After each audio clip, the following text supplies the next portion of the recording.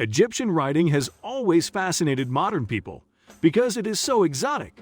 Researchers studying Egyptian writing in manuscripts from an ancient Egyptian temple have made an important discovery. They were studying the black and red inks in some of the ancient texts. When they found that their composition was unique, they discovered that the inks used in Egyptian writing were specifically composed to dry quickly, just like inks developed thousands of years later during the European Renaissance. Recently, a Danish cross-disciplinary team were examining texts from Egypt's Tebtanes Temple Library when they uncovered the secrets of the pigments used in Egyptian writing. The Library of Papyri texts was found in the Fayum area south of Cairo in the early 20th century.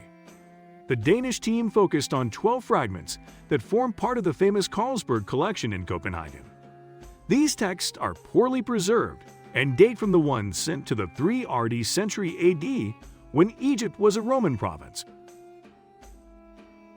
Egyptian inks were developed as early as 3200 before Christ, which is over 5,000 years ago. According to the University of Copenhagen, the Egyptians used black inks for the primary body of text and using red inks to highlight headings and keywords.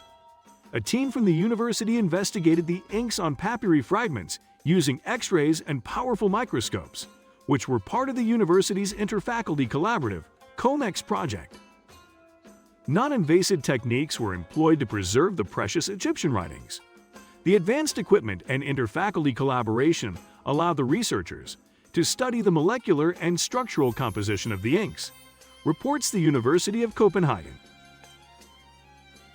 The team's conclusions on the Egyptian ink analysis revealed that the red and black ink compositions were completely different from anything they had ever seen. The researchers wrote in the PNAS that lead compounds were detected in most red inks and some black inks in their distribution supports, that they were probably employed for their drying properties rather than for coloring ink. This means that the high level of lead in the ink was to ensure that they did not smear or smudge, which has always been an annoying problem for scribes. The way that lead was used to make the ink dry faster was similar to 15th century Europe. During the development of oil paintings, the researchers wrote in PNAS. It also appears that the ancient Egyptians learned to use lead in their writing inks hundreds of years earlier than once believed.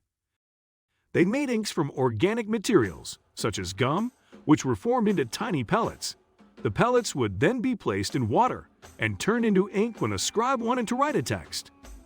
The composition of the red and black inks in ancient Egyptian writing is providing new insights into the production of text in Egypt's oldest temples. These inks required a wide variety of raw materials, and making them took a long time. The researchers wrote in PNAS that it seems unlikely that the priests who wrote the manuscripts manufactured the inks themselves. This means that Egyptian writing inks were made by a specialist or specialists and then used by the scribes. In reference to the ink analysis, Thomas Christiansen, a Danish Egyptologist who took part in the study, told the University of Copenhagen that the priests must have acquired them or overseen their production at specialized workshops, much like the master painters from the Renaissance. These specialty ink workshops may have been attached to the temple. The Danish research team wrote in the PNAS that already in antiquity the drying properties of lead oxide and lead white were known and exploited.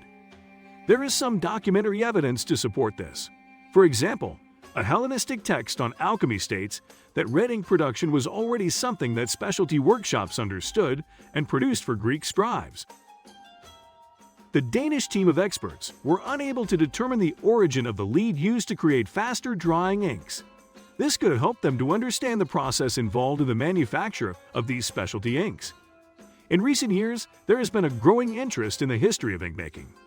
The Danish team has more or less proven that the ancient Egyptians were pioneers in the production of specialized pigments.